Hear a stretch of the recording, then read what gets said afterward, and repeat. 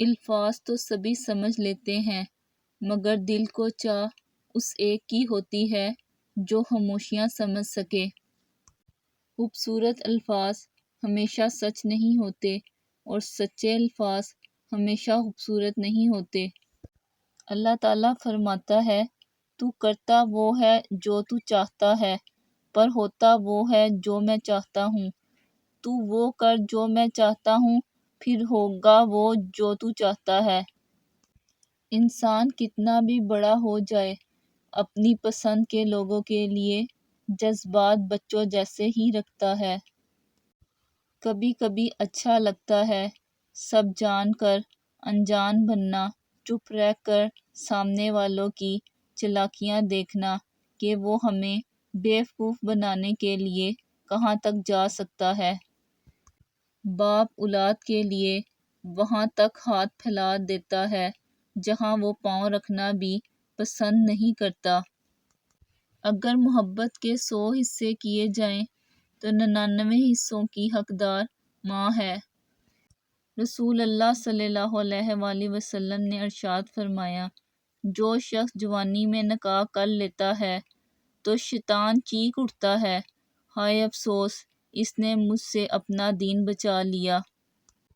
جب شوہر اپنی روٹھی بیوی کو پیار سے مناتا ہے تو اللہ پاک کو اس کی یہ ادا بہت پسند آتی ہے۔ ایک وفادار مرد کبھی بھی عورت کو ملنے کا نہیں کہے گا، چاہے وہ پبلک پلیس پر ہی ہو۔ وہ ان لفظوں میں بات مکمل کر دے گا کہ مجھے آپ کی عزت زیادہ عزیز ہے۔ قرآن پاک میں مرد اور عورت کی دوستی کا ذکر کہیں بھی نہیں ہے۔ اس متعلق اللہ پاک فرماتا ہے، اور جو تمہیں پسند ہو اس کے ساتھ نکاح کرو۔ کل کے برے دن کے بارے میں سوچ کر آج کا اچھا دن برباد نہ کریں، اسے جانے دیں۔ بہترین میاں بیوی کی سب سے بڑی خاصیت یہ ہے کہ وہ آپس میں اختلافات اور ناراضگی کے باوجود ایک دوسرے کا خیال اور فکر کرنا نہیں چھوڑتے۔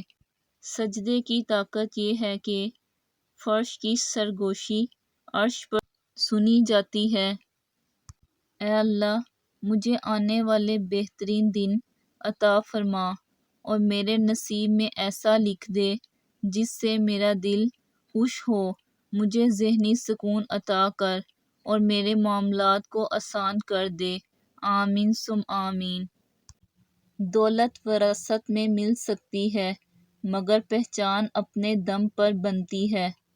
وابستہ ہیں میری زندگی کے رابطے جن سے اے خدا ان کو اپنی رحمتوں کے سائے میں رکھنا، آمین۔ جب دل میں میل، طبیعت میں ضد، لفظوں میں مقابلہ آ جائے تو آپ جیت جاتے ہیں لیکن رشتے ہار جاتے ہیں۔